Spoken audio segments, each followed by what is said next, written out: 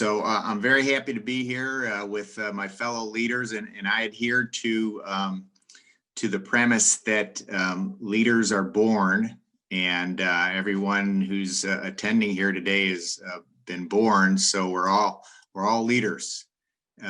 Everything else that happens in our lives we can take away from that the ability to improve our leadership ability.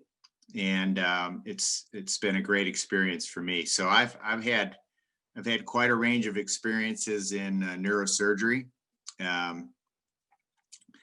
Starting out really in a public hospital here in Chicago, the Cook County Hospital, back in the day when it was really one of the major training centers in the country, and really soaking up that experience and being able to take advantage of that experience. I've had great role models throughout my life, starting with my parents, of course, and I think that's a great place to start. And my father served in the United States Army during World War II in the Pacific Theater. My grandfather served in World War I. So that got me interested in the service in the United States Army. So I joined the Army Reserve shortly after finishing my residency, and no good deed goes unpunished. I was called up for Operation Desert Shield and Desert Storm, but I can't remember which philosopher said it, but that which does not kill you makes you stronger. And that contributed to my leadership story. I enjoyed my time serving in the United States Army during Operation Desert Shield, Desert Storm. What the service component of my experience did for me, which it does for really anyone who's served in the military, is that it brings you into contact with people that you may never come in contact with in your life, and brings you into contact. I mean, of course, as doctors, we're very fortunate to come into contact with people whom we otherwise may not ever come into contact. But the military brings you into contact with people who are healthy and have that same commitment to service. And so really the common thread, I think, for those of us who have served is this servant leadership quality. And there have been some great books that have been written on it. One of the most popular, which I commend to everyone, and which I've given out in many venues to many different people, including my neurosurgery residents, is Leaders Eat Last. And Ryan, as a Marine, is very familiar with that credo, which is in the Marine Corps. And Simon Sinek had the ability to study this leadership style of the Marines, the servant leadership style, and Leaders Eat Last, which is in the Marine Corps, the commander of whatever unit it is, from a rifle platoon to a company commander to a general. The common thread is that everyone below in the ranks gets taken care of before the leader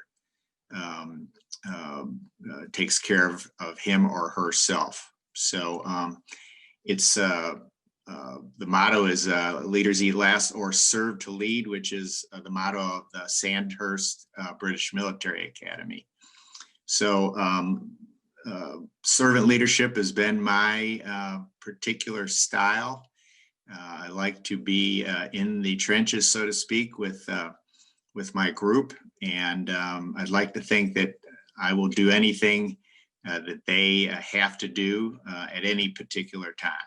And it's served me well, and I've really enjoyed the opportunities to interact, especially with neurosurgery residents. For medical students, you've got a lot on your plate, and it will only get more and more full for you as time goes by. But I encourage everyone to read books like Leaders Eat Last, or I have, there's a great book out called, and I have it right here, How to Think Like a Roman Emperor, which is a book about Marcus Aurelius. And so philosophy of leadership is really important to read about and to add to our armamentarium. And I'll stop there. Great, thank you, Dr. Sapolsky. So one of the things I think is going to be really interesting about today is we can kind of crosstalk a lot about maybe some of the similarities or differences in leadership that's sort of bred between the different branches of the military. I know in the Marine Corps, it is, it's not just a notion or a fun idea. It's hard policy that the order in which everyone literally eats when you are on a field op starts with the lowest ranking person up until the company commander being the last person to eat. Was that your experience in the Army and when you were out on field ops and things like that as well? Well, that's a great question. I'd like to think it was, at least for myself personally, but the Army is different. The Army is like a big corporation. And it's because it's so huge, and there's so many more support people in the Army. For example, I think the ratio of a fighting person, an infantry person in the Army to support is like 1 to 5 or 6. And so as opposed to the Marine Corps, where it's much smaller ratio, and really the dictum is to support the infantry. I'd like to say that the Army, at least in spirit, has that attitude. And there have been certainly many leaders in the Army who we can read about and or fascinating characters like Grant and Sherman in the Civil War. But really, I think the Army probably needs a little more focus on servant leadership in that regard. Interesting. I'm curious, I don't want to put Dr. Wolf on the spot. If you're looking elsewhere on the screen, do you have any input from the Navy side on that? Sure, absolutely. I absolutely espouse servant leadership. And that has been the motto that I have used, that I learned from my dad, who is also a Navy captain, and that served me very well in the military and again, as a program director. And it's, it was interesting. I was actually stationed at Triple Army Medical Center for most of my Navy career, the active duty portion of it. And so I got to see the crossover between the Navy and the Army. And so that was a very interesting area to be in, and I have all kinds of wonderful stories. So when you're ready for me, I can give those. But it was an interesting thing to see that the Army and the Navy definitely functioned in a very different way, and the Navy very much takes care of its own and acts as a close-knit group. Even though the Navy is huge, each kind of battle group really makes sure that the esprit de corps, if you will, is taken care of. And that idea of team is not only the huge overarching Navy, but there are multiple teams within. And so it really impressed upon me the importance of the small team and leadership within the small team from everybody, from boots on the ground on up. And so that was something that was really important. And really that idea of fostering team, that's probably my most important job as a leader, is, not just to lead, but to foster that leadership in every single team member at the spot that they are, and investing in them. That's great. So, Dr. Ellenbogen, welcome. We just got out of the operating room, but sorry about that, guys. I apologize. Also, Dr. Sapolsky, Dr. Wolf, certainly whatever you need to do, but if there was any settings preventing you from turning your camera on, you certainly should be able to now, but no obligation. So kind of to close up what we were talking about, the one thing I think is important is to now say, well, we've identified this sort of key principle of servant leadership, and the idea of, leaders eat last is not just a sentiment, it's actually functions in, its truest form, in the sense of leaders actually eat last. For medical students or possibly even junior residents that might be in the audience, what's the real concrete advice or possibly adjustment that they could make in their young leadership development to say, going forward, I'm going to be a better leader by doing X, Y, and Z to exemplify sort of servant leadership towards the younger medical students in my charge? If you're a third or fourth year medical student, you may end up on a rotation with a first or second year student that's just kind of passing through the wards. How do you demonstrate servant leadership towards them? How does the intern demonstrate servant leadership towards the third or fourth year medical student on a clinical rotation? Ryan, if I can take a shot at that, I train all my residents to live by something called the platinum rule. We were all brought up in the Judeo-Christian, Muslim heritage, whatever, that you treat others like you want to be treated. And I think there's something higher than that. I tell my residents, you treat others the way they want to be treated. Yeah, you're a neurosurgeon, so you don't need to be treated that well. And oftentimes you work 80 hours a week and you're just one tough problem after another that comes your way. But when you're dealing with medical students and you're dealing with junior residents, you want to remember what you disliked about that, or what was challenging for you. Let's say challenging instead of disliked. And you remember that, and you treat them the way they want to be treated, with the respect and civility they want to be treated. And that goes a much longer way. Treating people differently, as Lincoln said on leadership, if you make an enemy of a man, you make an enemy of that man and his entire family. And so people do remember those sort of things. So I always tell my residents, just try to treat people the way they want to be treated. Do the platinum rule, not the golden rule. That's my short one-liner for that, Ryan. It's great. Thank you. All right. Does anybody from the audience, please feel free to, raise your hand. I'm happy to unmute you. You can turn your camera on to talk to any of the panelists. You can drop questions in the chat box as well. We'll make sure they get addressed. Otherwise, we'll just kind of keep pushing through. The goal is to kind of shift the spotlight every 20 or so minutes to kind of a different panelist's military experience.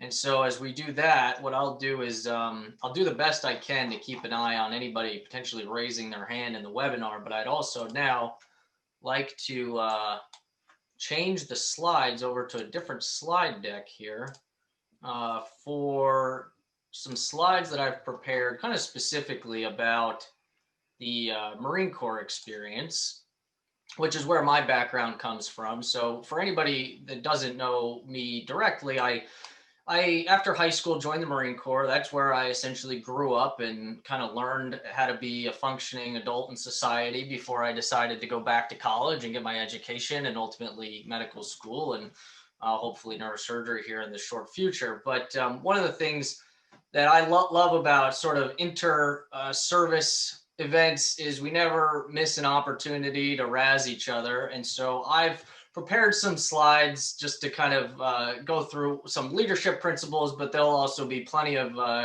what I hope to be entertaining video snippets along the way. So let me go ahead and get the computer sound on here. And we'll go ahead and move through some of these slides. This is one of my favorite video clips from the internet. And also, one thing you'll learn about Marines, we do the best we can in a public setting to tone down any sort of profanities, but I can't promise there won't be a single one in any of these videos. Marines tend to let a few profanities slip here and there.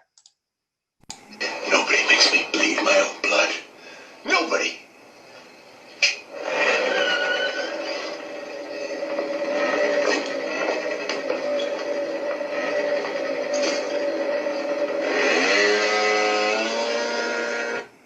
So the takeaway of this one is pretty much all the other branches of the military think Marines are out of their minds. And I think you'll see that over the next little bit.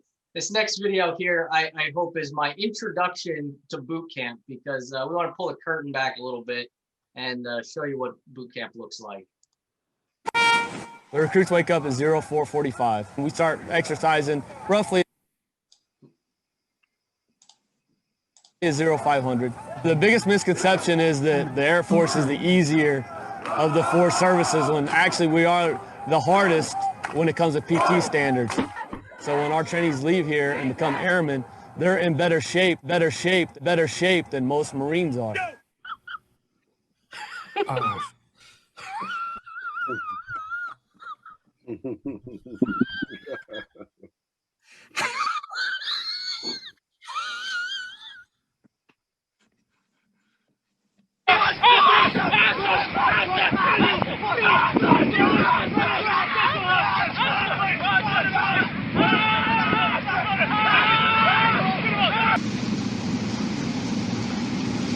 Oh, goddamn, where's that?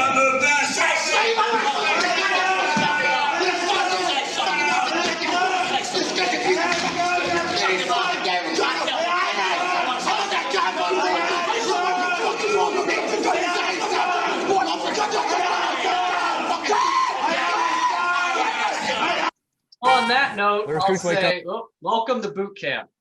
So just to give you a sense, that is not exaggerated. That is what at least 3.5 months of your life looks like, training at boot camp. But you learn the fundamental things that set you up for the rest of your career in the military. And the goal really of these next slides is, from my perspective, to kind of show you a little bit of what that looks like and how potentially you can apply that to your career going forward in medicine. And so the first sort of bit that I want to talk about is the fact leadership is accountable. And, we in the Marine Corps take that very seriously. So I thought I'd play this quick little clip for you to show you this is what day one at boot camp looks like and how seriously we take the training and the charge of leadership in the Marine Corps. Before training can begin, the drill instructors must take an oath in front of the series commander to reaffirm their commitment to the recruits and to the Marine Corps. These drill instructors will be with the recruits throughout all 3 phases of recruit training. Sound strike and look at me. My name is Staff Sergeant Leonard, and I'm your senior drill instructor. Our mission is to train each one of you to become a United States Marine. Drill instructors are handpicked from across the Marine Corps and are the epitome of what it is to be a United States Marine. So one of the things I thought was really powerful about this video is the idea that every training cycle, the drill instructors stand in front of their leadership and reaffirm their oath to train the recruits that are being placed in their charge. And I thought, man, how wild would medical education be if before every clinical rotation, you sat there while the residents that are going to be training you for the next 6 months reaffirmed their dedication to train you as a medical student over the next 6 weeks in front of their leadership, their program director, clerkship director. Now, obviously, these are different worlds. Medicine and the military are different worlds, but the philosophy, I think, is something you can take away as you sort of grow up into your own careers. You can be, every time you get a new junior medical student that's learning from you as an intern, you can reaffirm that oath to yourself to really take seriously the success of that student. Their failure is your failure. And I think when we get into a mindset where we don't take accountability for correctly training the people in our charge, that's when we really start to create a less positive culture for ourselves. And so good leadership should always be accountable. And if you don't have people around you to hold you accountable, you should try to surround yourself with people that will hold you accountable. And so that's sort of my first takeaway here. Before training can begin. And so the next part about boot camp that I think Marines love is the fact that you learn close order drill. Close order drill is essentially how a leader commands the movement of a platoon. And this is going to lead up to sort of my first leadership pearl for all of the students. So I'm going to give you this first example of drill here.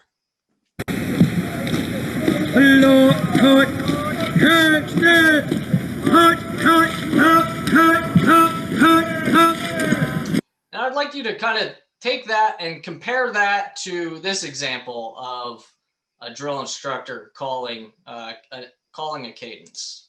Hello, hello, hello, hello, hello, hello, hello, hello, hello,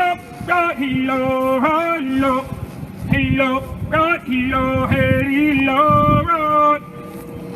And so the reason I kind of give this comparing picture is because in my mind, these are examples of leaders that are both effective.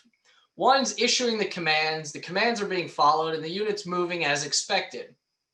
But the second example, the leadership styles being conducted in a way where they're filling their cadence with song.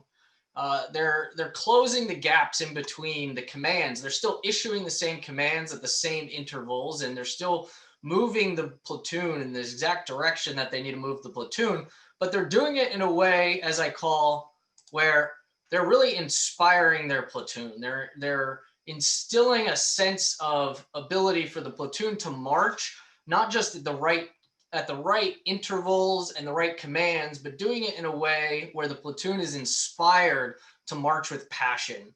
And when I think about this in a leadership perspective, I think this is the difference between leaders who simply issue commands and get a response, and leaders who fill the time in between issuing those commands with doing things like asking you about your family, talking to you about what's going on in your life. And they're still issuing the same commands. They're still driving the platoon in the same way, but they're doing it in a way where the members of the platoon unit are inspired, they're encouraged, and they march with a different sort of passion than if you're just issuing commands at the right intervals. And I think that's the difference between good leadership and great leadership.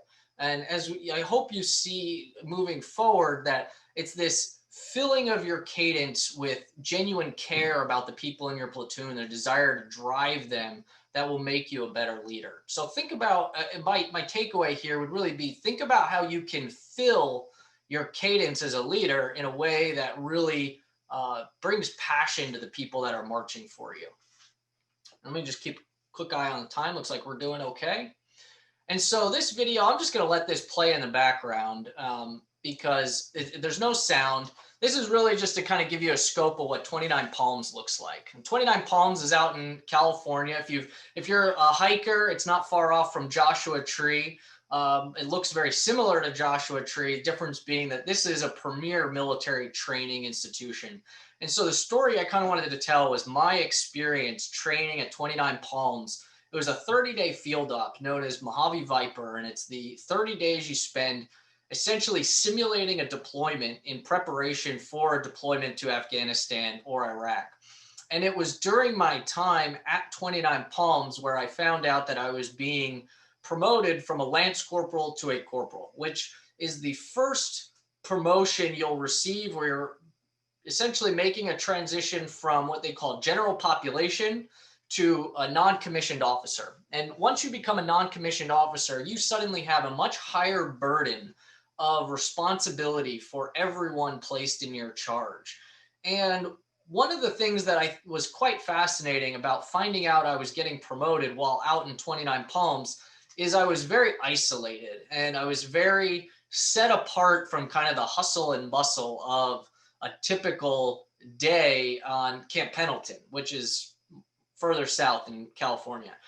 And one of the things I did with a lot of my downtime I wouldn't really call it downtime. I would call it isolated working time because I was certainly working just sort of in a much more remote setting. and doing it in a way where I spent a lot of time reflecting on the fact that at the end of the month, or really beginning of the next month, I am suddenly going to be promoted to a non-commissioned officer's position where now I'm responsible for a contingent of Marines in my charge. And I started making a list in my head thinking, what are the qualities of the NCOs that I really look up to, that I enjoy following? What are the qualities of the NCOs that have treated me poorly, that I think, you know, they really are poor leaders? And I started making lists in my head of good leadership qualities and bad leadership qualities. And then over the next couple years of my career, I found myself really intentional about constantly reflecting on that list of qualities I made and trying to apply them. And so that brings me to leadership pearl number 2, which is good leaders should be introspective. They should make notes about themselves and their ability to lead. And, you know, medical students should be doing this. Look at the residents above you that treat you well, that inspire you, that you want to be like them. Look at the attendings that you want to be like. Look at the attendings that treat you poorly, or the residents that treat you poorly, and make notes. Why do the good residents, why are they good residents? Why are the bad residents, why are they bad residents? And then be intentional and actually apply those things. Don't let yourself just float along when you're in a leadership position. Apply and be intentional about sort of the things that you map out for yourself in introspection. And so as we move into leadership pearl number 3, I just want to play, I guess, are we doing okay on time? So we'll skip the video, but I want to tell you about these 2 men here. This is Sergeant Jose Saenz, Sergeant Ronald Rodriguez. These are 2 men I deployed with. I spent about a week and a half with Sergeant Jose Saenz during our training exercise in 29 Palms, and I worked directly for Sergeant Rodriguez prior to deploying. Sergeant Saenz was actually, so he was killed in action early August, I think it was August 15th, 2010, in the Kajaki district, Afghanistan. And it happened on a foot patrol. And essentially what happened was they were patrolling through an area where it was an unsecure area, but they hadn't really been through this area before. And plain and simple, Sergeant Saenz, while he was not positioned at the front of the platoon formation, he moved to the front of the platoon formation as the platoon sergeant, because he essentially said, we don't know where we're going, so if anyone's going there, I'm going there first. Unfortunately, that was the thing that ultimately led to Sergeant Saenz being killed in action. And Sergeant Rodriguez, who was not on deployment with us, he was actually back at Camp Pendleton handling logistics operations. He was called up to replace Sergeant Saenz. And I actually met up. So I worked directly for Sergeant Rodriguez, except I left with the deployment unit. He stayed in the remain behind unit. And so it was kind of a pleasant surprise to catch up with Sergeant Rodriguez at one of the main transit hubs in Afghanistan when he was just kind of coming into the country after having not originally supposing to be on deployment. And, you know, we caught up for a little bit, and he's like, actually, I'm getting rerouted over to Kajaki, because he was originally being brought out to handle a logistics issue. But because Sergeant Saenz was killed in action, Sergeant Rodriguez was rerouted from this logistics position up to the Kajaki district to take over the vacant post of Sergeant Saenz. Not 2 weeks later, for the exact same reason, Sergeant Rodriguez, leading from the front, stepped on an explosive landmine and was killed in action. And so the reason I want to tell you about these 2 men in combat, you will get the principle of illustrating that leadership needs to lead and let lead. Good leadership knows when to lead from the front, and good leadership knows when to lead from the back, and also when to get out of the way. And the guiding principle of this that I think you can ask yourself is, am I leading from the front to protect my juniors, or am I leading from the back in order to give my juniors room to demonstrate their proficiency and grow without me?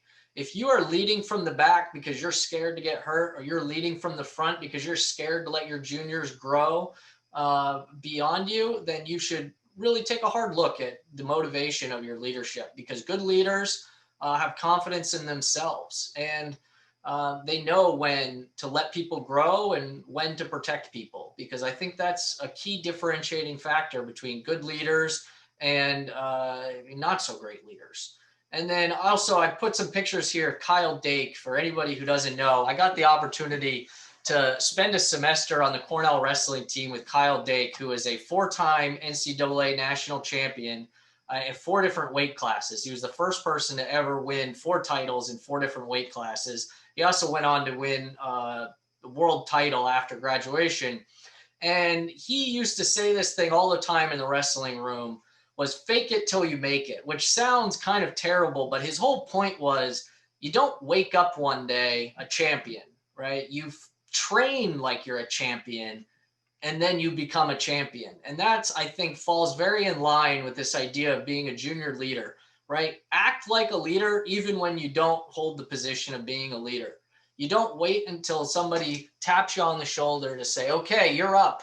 Now it's time to lead, because you need to be prepared to step into the leader's position the moment they go down, because you don't get 30 days notice that somebody is going to go down in battle. You get a split second to see that the leader's gone down and I need to step into that position. So you train like you are in charge. And then when you get that opportunity, you seize it with a vengeance. And so I just want to close by saying, at the end of the day, I think all these principles boil down to something very simple. Actually care about the people around you. If you care about their lives, you care about their successes, their failures, and you feel the things that they feel, you feel their joys, you feel their heartaches, I think that will absolutely allow you to apply any of these leadership principles and be a phenomenal leader. So those are the slides I have prepared. It looks like we are doing well on time, and I'd like to open up the floor to panelist comments, questions, audience comments, questions, but that's the material that I have prepared. Great job, Ryan. This is, it's funny because, I think that you see, especially with folks that have served in the military, we all have very similar lessons on leadership that we have learned. And I really like the idea that you put forward of leading from the front, but importantly, knowing when to sponsor and promote the people underneath of you to allow them again, to be able to flourish as leaders. But one of my very favorite pictures is that of General MacArthur as he's coming on shore. If for any of you who have not seen it, you have to Google this, because he is a true example of leading from the front. And it is very clear, as he's coming onto the beach, exactly who the leader is. He's looking in front of him. Everybody else is kind of looking down, checking their footing, and he has his eye on the horizon, his eye on the prize. And and it's, I think that's always very clear.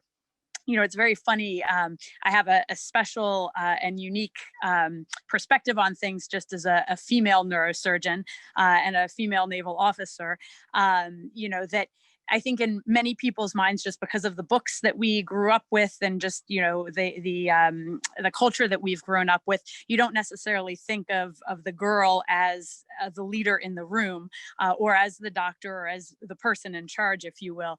And it's always very evident. There are definitely times where I go in as faculty to a patient's room, but I'm with my chief resident or a resident that was really involved in the surgery. And, if I don't lead, into the room and I kind of stand back, the automatic assumption is that resident is the leader or the attending, but if I walk in with purpose, it is always very clear, that I'm the leader. And so it's a very interesting, study and even how you carry yourself. I think the other person that I like to really paraphrase is General Colin Powell, because he said that it's not what you say, it's what your followers or your learners observe you do. That is what they're going to do. They're not going to do what you say. They're going to do what they see you do. And I think that that's a lesson that I always really hold very true as I'm trying to influence the people around me.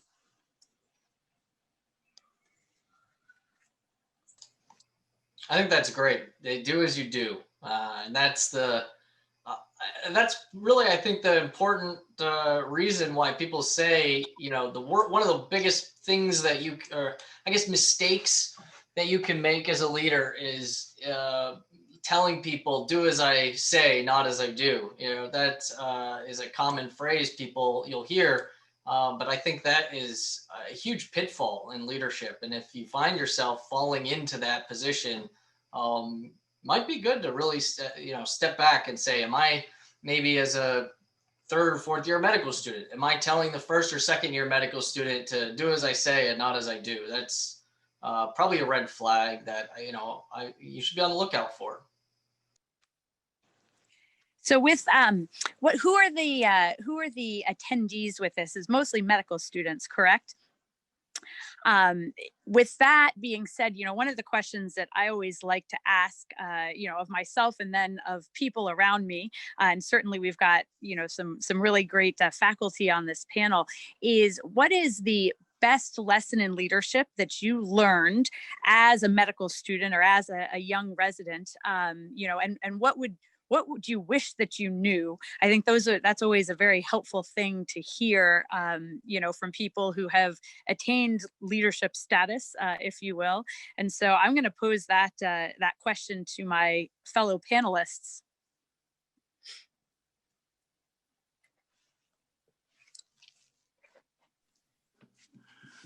I'll be happy to say something, Dr. Wolf. That's a great question.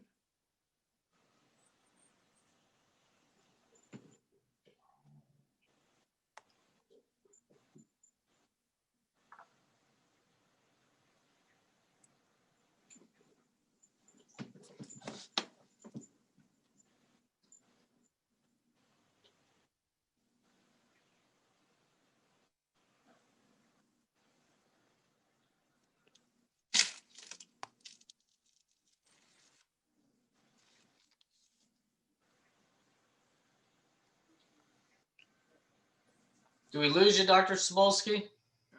You got me? Now we do. Yep.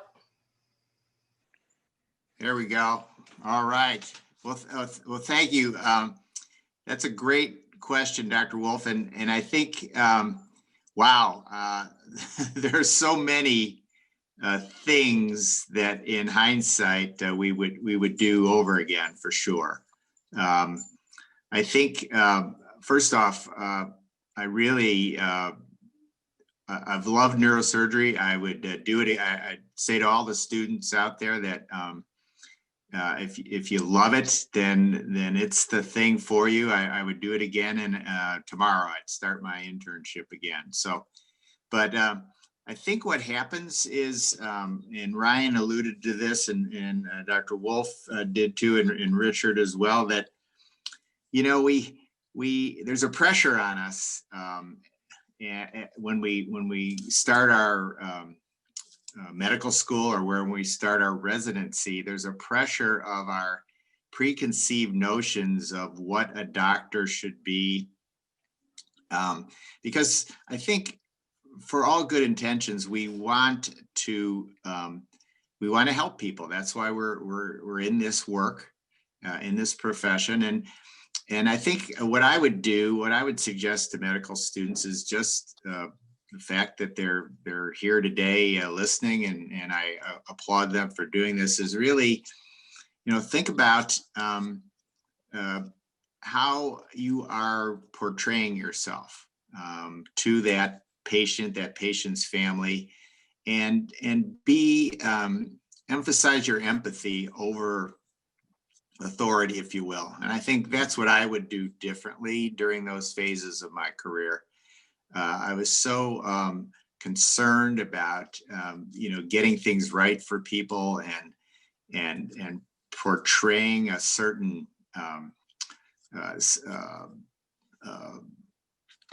and facade's not the right word, but portraying a certain way with patients, and I got that from my mentors. I had great mentors in medical school and in residency, but really to really be yourself, and as Richard alluded to with Abraham Lincoln, I love that quote, to really really be, real and authentic with patients, and not let this projection of what you think you should be get in the way. The one that's great, George. The one thing that I noticed, Stacy, is I like Ryan joined the military when I was out of high school, because when I got into college, my father said, "How are you going to pay for it?" And I said, "I thought you were." And he said, "No, you're going to do what I did during World War II. When I came back from World War II, he left when he was 16 and he came back in 47. He said, I had the military pay for it. So that's what I did for school." And I think about, Ryan, all these military examples, Stacy, that we're using. But in fact, I look at our medical students, and I'll tell you what I tell our medical students and residents. You have something that we never had. And that is, you're going to build a sense of resilience, flexibility, and community because you've lived through COVID. I mean, let's think about this. It's been 100 years since we've had a pandemic. Now, I didn't go to school during a pandemic. Ryan didn't go, George didn't go, and Stacy didn't go there, but you have. And you're faced with challenges in terms of resilience. Are you flexible? This has really tested your ability to be flexible. And you're now on plan Z. You started out with medical school and residency plan A. Then you go to plan B. Then, in the military, you learn plan C. And, as Stacy and Ryan know, when you're deployed, you're usually in plan G, H, I, you're in a different plan already, because everything, the friction of war is such that everything gets screwed up. Well, our medical students and residents have lived through this. And I celebrate it. And I look at one of my residents wrote a paper, and he built a home lab. Okay. He built a laboratory at home where he practices microsurgery for $800, bought a microscope, and he published it, and it's published in Journal of Neurosurgery. And I said, think about that. That never would have come to being, this sense of innovation and resilience, had you not had COVID. Our residents are learning differently. Whoever thought that Grand Rounds was going to be on Zoom? I mean, we fit 80 people into a little room breathing on each other. I don't think that's ever going to happen again. The world. So I marvel that you all, the 22 people that are on this call, you don't have to join the military by necessity that Ryan, Stacy, and I, and George, that we had to do. You're going to get those lessons in family, friends, and mentors. Okay. You now know that family and friends mean a different things. You're going to have some humility living through this. I hope you gain some moral courage and do the right thing all the time. You wear your mask, you protect your nurses, you protect your patients. And remember, the nurses are your family too. I mean, they're on the front line, for crying out loud. And you will be the most resilient generation of physicians in the last 100 years. Think about that, folks. I think that's absolutely very well stated, Dr. Ellenbogen. One of the things that I was going to say really dovetails right off of that with, for me, just the idea of seizing every opportunity. And that's exactly, what COVID has presented. It's a tragedy and a crisis, but at the same time, so much is born out of crisis, and so, for my story, is that I was born into the Navy. My dad was a Navy periodontist. We followed the subfleet. And so I lived East Coast, West Coast, everywhere. And I also joined the military because the question was, well, how are we going to pay for medical school? And so I had the opportunity to join the Navy, and I did my training in Miami. And then went out to San Diego for my internship. And I applied during 9/11, when that occurred. And that was, boy, I tell you what, that was another of these crazy application years, let's say, because everything was done by actual US postal mail at the time. Email wasn't really a thing yet. And so, we mailed off our applications, and there was anthrax, there was all kinds of crazy stuff. And so nothing got delivered. Nobody was getting interviews. We finally got interviews, and they would come. The letters were all crumpled up. The envelopes had been opened. And it was just a really crazy time. But we all got some interviews and this kind of thing. And then after I finished my interviews, right before the match list went in, I got the call from the Navy saying, you know what, we are really going to be needing Navy neurosurgeons in, when you're slated to come out. And so you can't enter the match anymore. And so I got to call each one of those program directors and thank them for interviewing me and saying that I had to, withdraw from the match. And I was going to be with the Marine Recon Force in Okinawa. So that was all set up. And in May, about 3 weeks before I was supposed to leave for that, I got another call from the military. And they said, if you can find a spot by Monday, it was Friday afternoon on the West Coast, you can go ahead and go do neurosurgery, because we've recrunched our numbers. And as it all turns out, we actually need you to train as a neurosurgeon now. So, okay, great.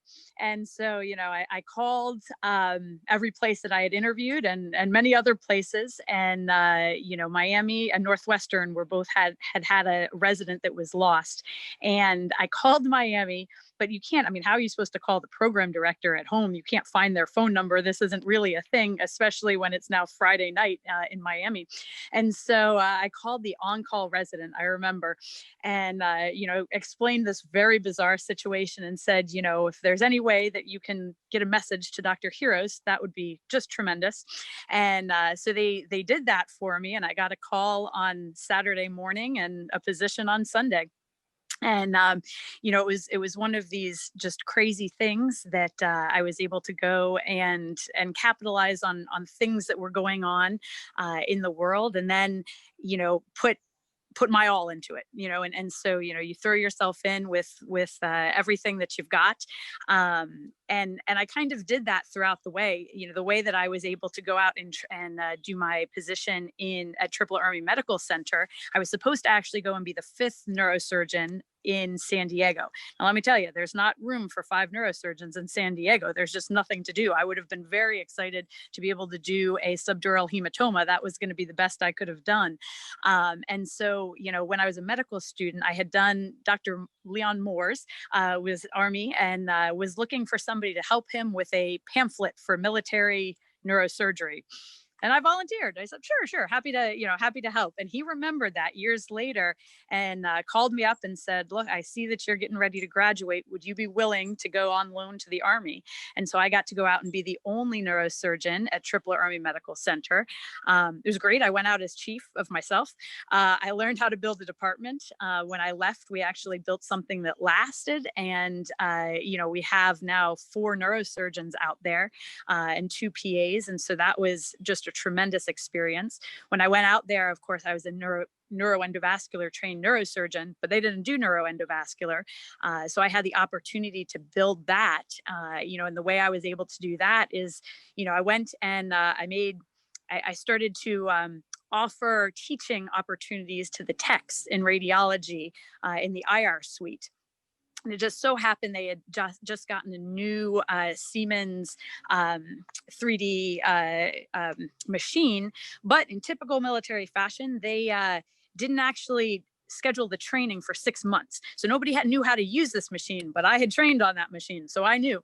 And so I went and I started teaching the techs. I made an appointment. Radiology wanted no part of having a neurosurgeon come in to use their stuff. And so I just started making myself useful and seeing where there was a need and filling that need. And sure enough, about 2-3 months in, radiology was willing to take a meeting with me, and we worked collaboratively to be able to start doing strokes and aneurysms and AVMs, and really got a great practice going there. And so that was something that was really exciting, but wasn't there. It was one of these things that you had to look and see, where's the need? How can I help fill a need? Even though it wasn't necessarily all in my job description, you change the job description until you got the job done. And so just some really neat and exciting things that have really served me well, kind of with that premise of finding the need, finding the opportunity, and then meeting it.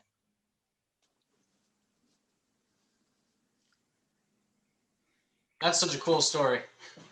It is, and Stacy, I have to say I'm personally disappointed that Northwestern was either slow or whatever happened that we weren't able to have you come and join us.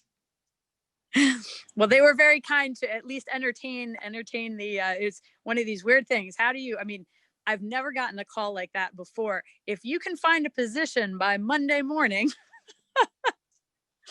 but it's what you do. You were given an opportunity, and we made it happen. Well, I think with what you did and what you created and how you turned those experiences into your portfolio. I don't think you could have done that at Northwestern. So I think it worked well. It worked very well for you.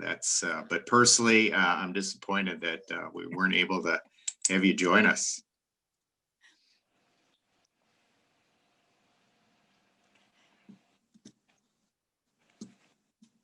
So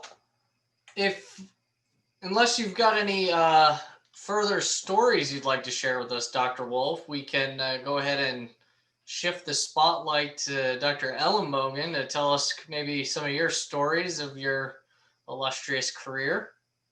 Well, I have a lot of stories about humility. As like you, Ryan, before I was a neurosurgeon, I was a soldier.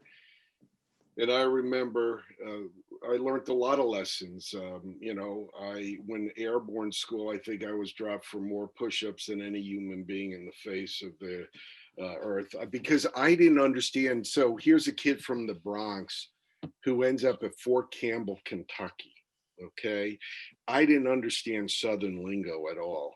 I didn't know that pickup trucks came standard equipment with gun racks. I had no idea about how the South it was. And so here I was, and the airborne and air assault sergeants are screaming orders on you. And I didn't understand the lingo as well as, and that's where I did basic and then went to airborne school.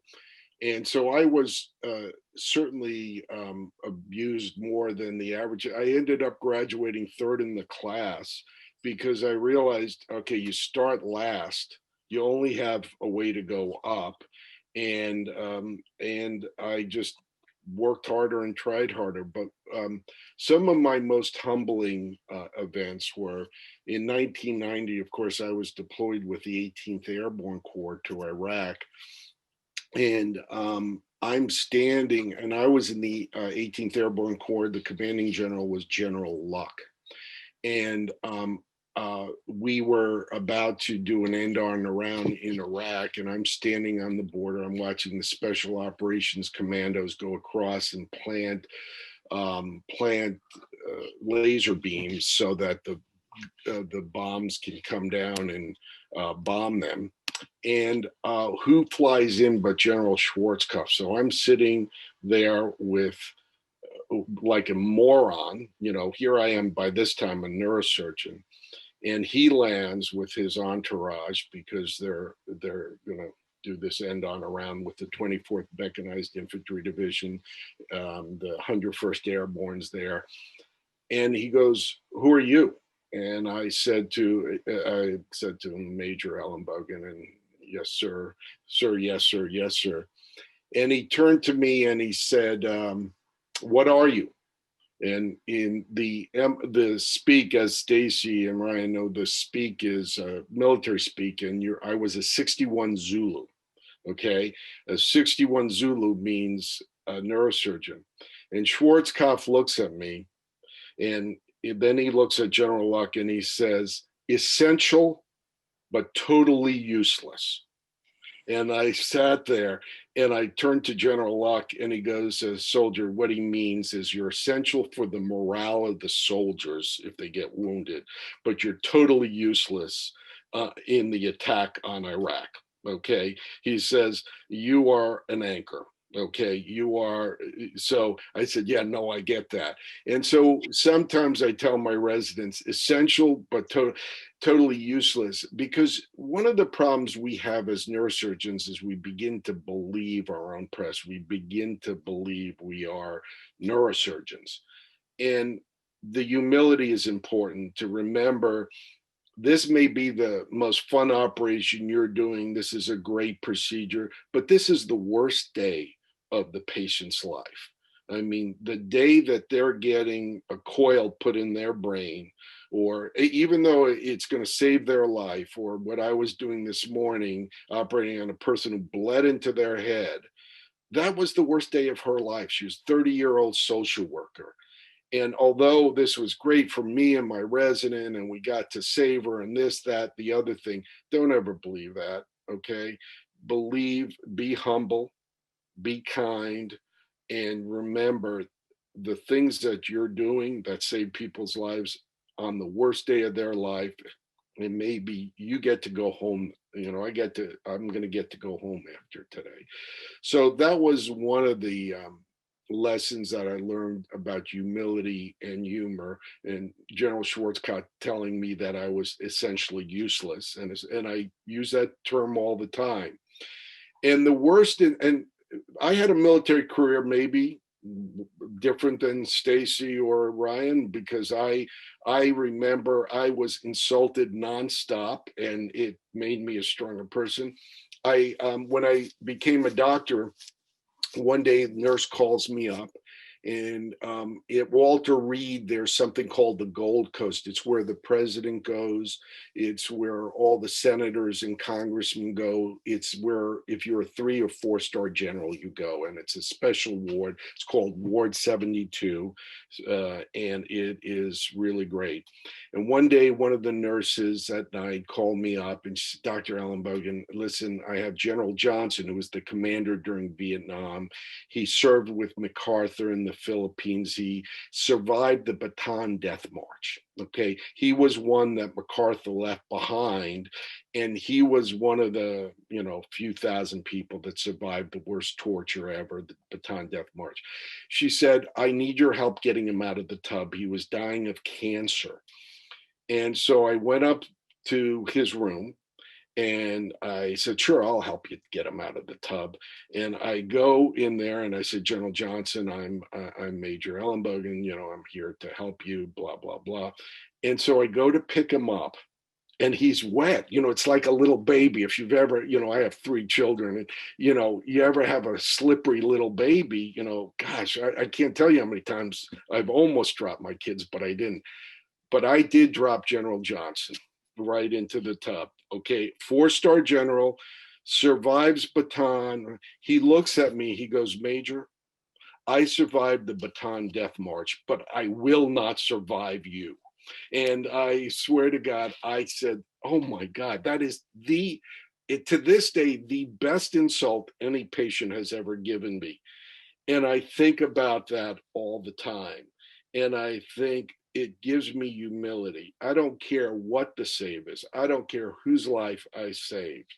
I remind myself, do not believe this press. Okay, you almost killed the man that survived the Bataan Death March.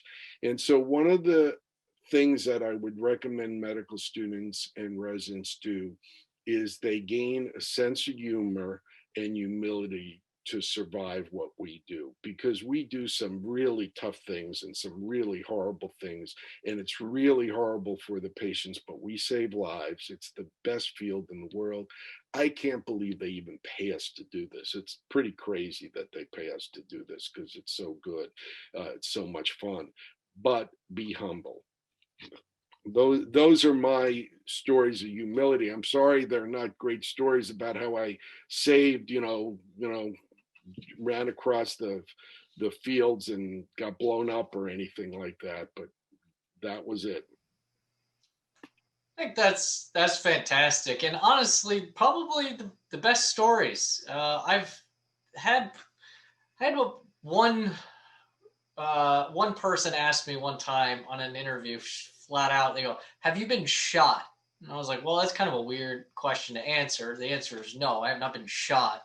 But in reality, the stories about, like you said, running through minefields, those aren't the great military stories. Honestly, it's about the interpersonal interactions, and in my opinion, the great displays of leadership and humility that you don't necessarily see in everyday life outside the military. So thank you for that. Yeah, and you know, if you ever have an interesting read General Johnson's autobiography, it's very interesting too. Is he died 3 months after I dropped him, but not from that. He died of cancer. And I read it, and when I put him back on his bed after I dried him off and put him back on his bed, I saw a little sign next to him. It was from the New Testament. It was something, that which is good, consume, you should think about. And I read his autobiography that was published after he died, and he said his greatest regret in life was not having moral courage he's a World War II hero, Korean War hero, but not to protest the Vietnam War. He knew it was wrong at the time. He knew that young men were getting killed. And he said, I didn't have the moral courage to tell Westmoreland and tell the president that we were doing the wrong thing. And he said, I will go to my grave knowing that lesson. And so I read his autobiography, and, you know, having not only humility and humor, but have moral courage to do the right thing, for your patients. They expect you to do the right thing every single time, and you got to figure that out. I don't have the answer to what that is all the time, but I always think about General Johnson, that he had the courage to, at his moment of reckoning with God, at his moment, he understood that that was the one thing that he wished he had done differently. And I said, I'm never going to have a regret to like that. And so there are a lot of lessons you learn from failure. I think my take home is that failure is actually, don't let a crisis go to waste, as Winston Churchill said. You're going to fail in this field. You just are. It just, bad diseases, bad things happen. You make bad mistakes sometimes, not intentionally, of course. And those are the crises that you need to learn from. So I think my lesson is all the crises that I faced in my career and all the mistakes I made in the military and since then have really taught me things.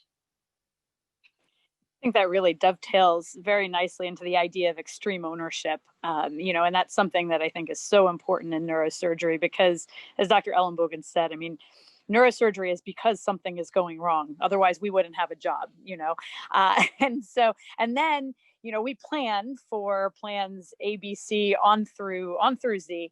But even so, something else is going to go wrong, and something's going to present slightly differently, and then something's going to change, and you just have to know that that's the case, and then you have to own what your reaction to that is. And sometimes we have just the right reaction. Sometimes what we've trained for, what we've done, we've seen it before, we know what to do. And sometimes we mess it up, and I can honestly say that I still mess it up, and I do the best I can, but sometimes I choose the wrong thing. And I think, that what is so critical in that is to own when you mess it up. You can own when you do it right. That's easy to do. When you do that, actually, that's when you give the credit to the people and the team around you. So when things go well, the team gets the credit. When things go horribly awry, you take the onus on that. And I think that really serves you well as a leader. It serves you well in the team building. People will follow you to the ends of the earth if they know that you have their back. And I think that's when you learn the most, is when you say, okay, this went wrong, and now how do we fix it, and how do we do it better the next time? And I think that that's huge. There's actually a book called Extreme Ownership. So again, supporting the Navy side of this, that was written by two ex-Navy SEALs, and a wonderful book to read, but really holds true, I think, especially for neurosurgery, because it is that special forces mentality that we have to have. in order to do what we do. That's great. It actually brings up a question that I want to pose to everyone that I think about as kind of interesting. How can the leadership of medicine create a culture so that way there's no doubt in anyone's mind that as a medical student or trainee, the hammer is going to come down when you make a mistake, but you should always own your mistake because the outcome will be better for it than trying to sweep your mistakes under the rug. I can say from my own experience of having just come out of medical school, you feel compelled to present yourself as flawless. So how can leadership create an environment where you are encouraged to own your mistakes without being at the expense of failing to drop the hammer when the hammer needs to be dropped? Well, I can certainly take the first stab at it, but certainly this is something that we're always learning and always working at. I think the first thing starts with not even the leadership, but you as the individual. And so when something goes wrong, being willing to step up and be honest. This is what I'm constantly working on teaching my 8-year-old and my 10-year-old. I think you can learn from honesty, but you don't learn how to do it better if you're trying to make it seem, create a scenario where you weren't actually at fault. I think from a leadership standpoint, creating, I learned this from Dr. Heroes. He created a band of brothers before it was a TV show. And, and that's what he called all the residents. We were the band of brothers.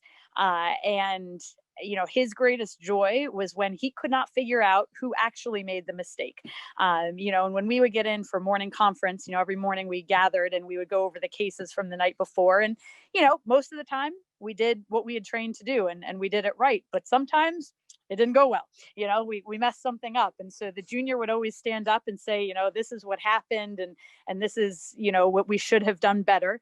And I think it's always a very easy way to present when you say, this is what I should have done better, rather than saying, oh, this is what I did wrong, but you're not offering up the solution.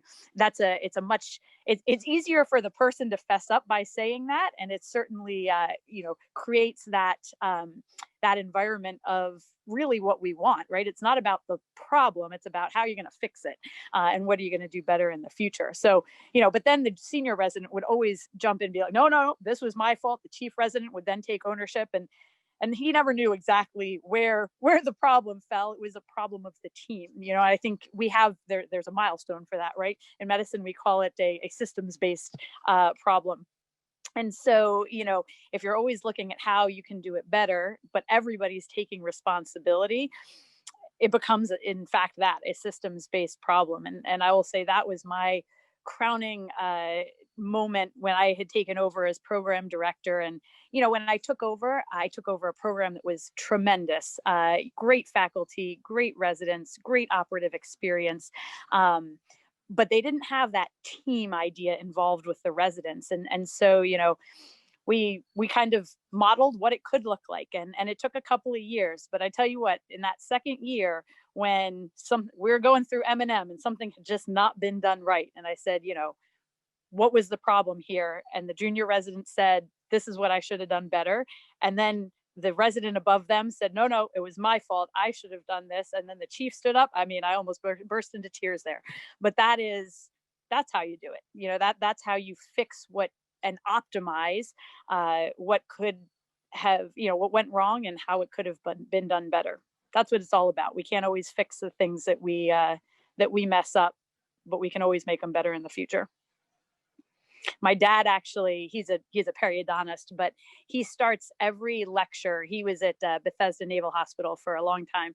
And every lecture he gave to his residents, he always started first by thanking the patients that he had been able to treat for everything that they had taught him. And, there were no patients actually in the room when he gave those lectures. But I think that that's something that's really important for us to always be thinking about.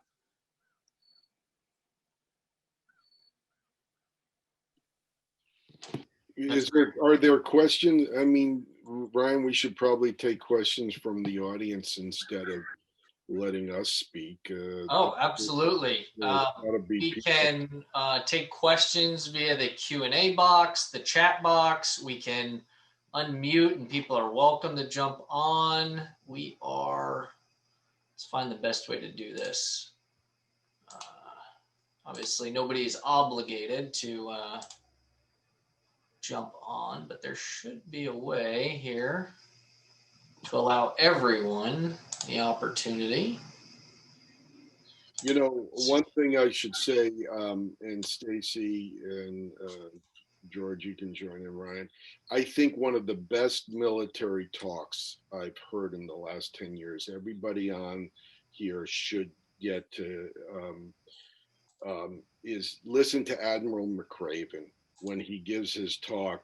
If you want to change the world, start off by making your bed. That is probably one of the best talks that I've ever heard, and it is so true in every way, different than what we're talking about now, but it really taught me something, you know, and I now make my bed every morning. But it's worth for the folks on this that don't know who he is. He was the Navy SEAL commander, and he was commander of special ops, and one of the most honorable men, according to everybody I've ever met, one of the most honorable men in the military. Not that there aren't a lot of honorable people in the military, but really worth the thing. But you have a question. Go ahead. There's a question there, Ryan.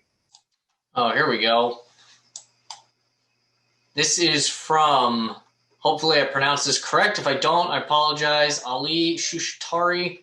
What habits have served you really well throughout the years? Go watch that McRaven talk.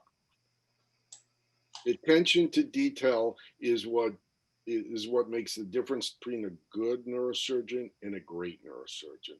That attention to detail, that absolute compulsivity. You know, you can be brilliant, you can have great psychomotor skills, you can be all those things, but where I make my mistakes is when I trust somebody or I miss a little detail. Okay, and you can have great hands, you can have a great mind, but that attention to detail, and that's one of the things that is iterated in McRaven's talk. So anyway, enough said.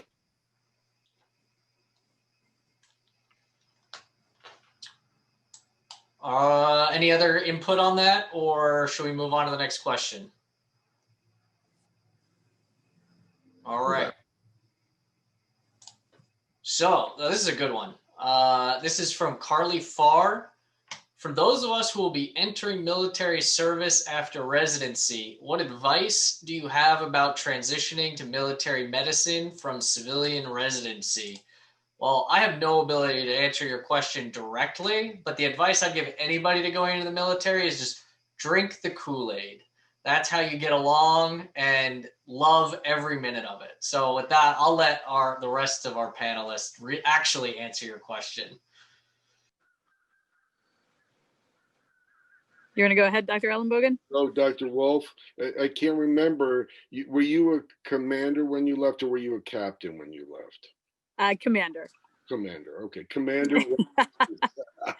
Well, thank you. I think, and it's been mentioned before, but flexibility is key, and creativity, flexibility and creativity, because it looks very different than regular medicine, if you will. But I tell you what, it's so much fun. I loved every second of it. You already heard, my crazy stories of how I kind of gained entrance into the system. I collaborated with absolutely everybody. I operated with orthopedic surgery. I operated with ENT. I operated with my vascular colleagues. It's one of these places where with the military, and specifically if you're doing, if you're a neurosurgeon, you don't get the huge case numbers, right? I mean, right now at Wake Forest, I was doing 500 cases a year. You do 150 cases a year if you have a busy military practice as a neurosurgeon. But that doesn't mean you necessarily get less out of it. It's, optimize what you're doing. And so I learned so many wonderful techniques, really broadened what I did by operating with lots of other surgeons. I was out there during several government shutdowns. We kept shutting down over and over again. And, this sequestration thing. And my guess is that'll come around again. You might only live through one pandemic, but you'll get sequestration several times. And so, what does that mean? Well, that meant that they just stopped buying everything suddenly, and there was no foresight of, well, let's talk to all of the different chairs and division heads and figure out what things are most important and phase out the things that are less important. They just stopped buying everything across the board. Well, that means that you run out of all of the supplies that you actually need very quickly. And so we got to the point where I came into the OR and they said, Dr. Wolf, what size gloves? And I said, well, I've been here for several years. I wear size 7. They said, well, we don't have those anymore. I said, oh, all right, good. I said, well, how about 6.5? They said, no, you can do 6 or 8.5. We've run out of everything else. And so, it's you just have to have this idea of flexibility. You always have to be thinking one step ahead of the game. We trained all of the nurses going out to the desert. And so every 3 months we had a whole brand new OR staff, essentially. And so learning to make sure you're talking aloud and they're, what you want and what you need. You've been doing this a long time. They have no idea. And so, I would verbalize everything that I was doing in a very non-condescending manner, right? This is all about teaching. You're training. The military has that extra added excitement of training a group of people to go out and do something in a very austere environment. And so, I would talk about what the next steps were 3 steps beforehand so that we could make sure we had what we needed. But then I also, as I went through, kind of talked about, well, if we don't happen to have a drill, this is how we would do it. I talked about, in Miami, it was an austere environment half of the time. And, we had episodes where the new Pyxis system, where all of our drills, everything was locked in there, went down. And so we had no drill bits. And here we are with an osteotome chiseling through somebody's posterior fossa to get out a hematoma. I mean, these things, they actually happen in real life sometimes, but they certainly happen in the military. I've closed with every possible kind of suture, again, because we ran out. And so just kind of being able to adapt to what's happening and do it with a good attitude, a positive can-do attitude, because you have to, and it's either that or you sit back and you're just miserable because nothing's going the right way. If you expect that probably nothing will go as you anticipated, it's going to be great. And it serves you very well. I tell you what, I got to Wake Forest and the instruments were all so shiny, and I was able to run my OR at very, very low cost. We get these cost reports and they actually said, how are you running with such low cost? And I was just used to doing that. I actually knew the costs of different things, sometimes because I had to pay for them myself. It was something that I really needed. And I found out that size 7 gloves were something I really needed. 8.5 did not cut it. Just wasn't going to work. So I think that that's kind of my story of the differences in military medicine. Yeah, I wonder if that's why the Marine Corps doesn't have any doctors, because if the Navy's running out of supplies, the Marine Corps definitely doesn't have any supplies. Yeah, no, I agree with Commander Wolf very much. I think you can either go in there and hate yourself because you owe the military. I owed the military 10 years. You can, for college, medical school, and a few other things, and or you can have the most fun in your life. And the friends that I have in the military, for those of you that have to go, have been friends for life. I mean, literally, I still stay in touch with the people that were my commanders, that were, half of my students got deployed to Iraq. At one time, I trained every neurosurgeon that was in Iraq. Okay. I mean, I'm still friends with them. But I'll tell you a funny story. When I got deployed the first time, I got deployed 3 times, but I got deployed the first time. You cannot make this up. I got deployed out of Fort Meade, and I got deployed with a vascular surgery set that DeBakey had used during the Korean War. Okay, literally. And I went up to Colonel's, and you can't make this up. Colonel Slaughter was the infantry commander that put me on the C-140 on my way to Saudi Arabia and then Iraq. And I said, Colonel, and he had, like 9 rows, Silver Star with Valor, 2 Purple Hearts, blah, blah, blah, 3 tours in Vietnam. And I said, Colonel, I don't have a neurosurgical set. And I'm getting deployed with a vascular surgeon, and that meant nothing to him. Okay. And he looks at me and he said, Major, he said, what do you need a neurosurgical set for in wartime? I said, well, sir, and I didn't know how to explain. This guy doesn't know the difference between a vascular surgery set, what the Bakey's are and a cross clamp for the aorta is versus a burr hole for the drill. So he says to me, he says, what do you need? And I said, I need things that you drill holes in the head with. And this, I'm explaining to him, I'm making pictures, and I'm standing at attention, of course, in this guy's office. And he says, you are the dumbest, I will not fill in the blank, I have ever met in my life. He said, I had 3 tours in Vietnam. He says, you don't need things to make holes in people's head. They come with holes in their head. And he said, now get on the goddamn plane and shut your mouth. So I got on the plane, shut my mouth. I get there and there's no neurosurgical equipment. So I go to the signal corps, I get the radio, the satellite thing, and I call the Surgeon General's office. And I said, I am deployed with a vascular surgery set. There are no neurosurgical sets in theater. And the Surgeon General says to me, are you the dumbest person I've ever met? How did you get on the plane and leave without a neurosurgical set? And I said, all right, clearly I'm the dumbest person that everybody has ever met, but I absolutely got on the plane without a neurosurgical set, and I was commanded to get on the plane. He says, you are the dumbest person we have in the Army. And I said, yes, sir, I know I'm the dumbest person. And so he says, I'll send all the neurosurgical equipment sitting in the Surgeon General's office. You should have picked it up, blah, blah, blah. So he says, I'll have that there to you in 48 hours. And sure enough, a helicopter lands about 48 hours later. And the warrant officer gets off the helicopter, says, is there a Major Ellenbogen here? On the side of the air runway. And he said, I'm Major Ellenbogen. And he says, here are 8 neurosurgical, brand new spanking neurosurgical. He leaves all 8 of them. I said, sir, I just need one of them. He says, you are a dumb, you know what? He says, I'm giving you all 8 of them. Shut your mouth and just sign for them. And so then I had to distribute 8 neurosurgeons, but clearly the dumbest person in the world. So you just have to go in. My answer to you is go in with a sense of humor. I got a call from a resident who was formerly my resident. Now he's a fellow. And you take the Gretzky view of the world. Don't play the puck where it is. Play the puck where it's going to be.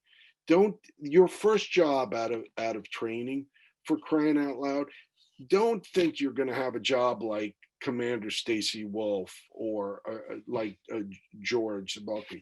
You're not going to get that job. That job takes 20 years to get the job Stacy Wolf has right now. Okay, it took her 20 years of hard labor to get where she is right now. Are you calling me old? No, I'm calling you younger than me, Commander. You are younger than me, Commander. My point is that you didn't just inherit that job. You worked for it, and you worked your way, and you've earned everything you got. And so play the puck where it's going to be. So accept jobs that use your imagination, use your sense of humor, because your first job's not going to be your last job. So that's my advice to you. But there's probably a lot more questions out there. So sorry I told too many stories. That was great. We've got one more question in the pipeline. So if you have more, send them in before we get to it. But I'll paraphrase. There's a a thank you note to the both of you from Carly Farr here as well. I will paraphrase this next question, but essentially the question is, as for the program directors, how does military experience and those qualities fit into what you're looking for in applicants for a program? Do you find there's a lot of similarities between neurosurgery residents and the qualities that make people successful in the military to that effect?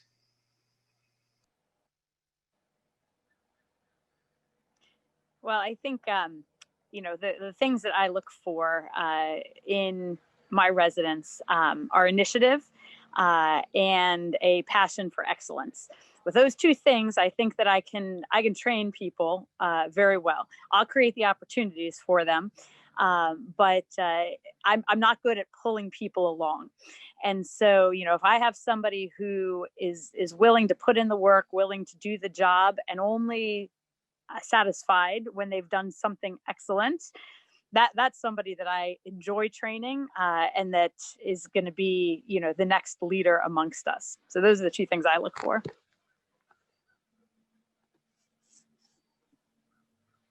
I ask everybody, they don't have to be military. I ask everybody if they ever played on a team. I mean, that's one of the most important things, is to understand teamwork. Residents are, as Commander Wolf said, are a band of brothers or sisters, and certainly you have to have, if you haven't played on a team, then that's problematic. I want to know that you can do that. I don't care that you're a concert pianist. That's great. But can you play with the orchestra? And it doesn't have to be just a sports team. It could be that you were in the orchestra. It could be that, you did this, that, or the other. But I look for the ability to work as a team.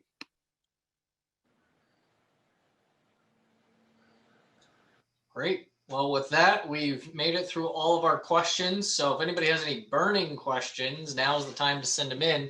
Otherwise, I'll give my personal thanks to each and every one of you for the time that you've set aside on the weekend to do this.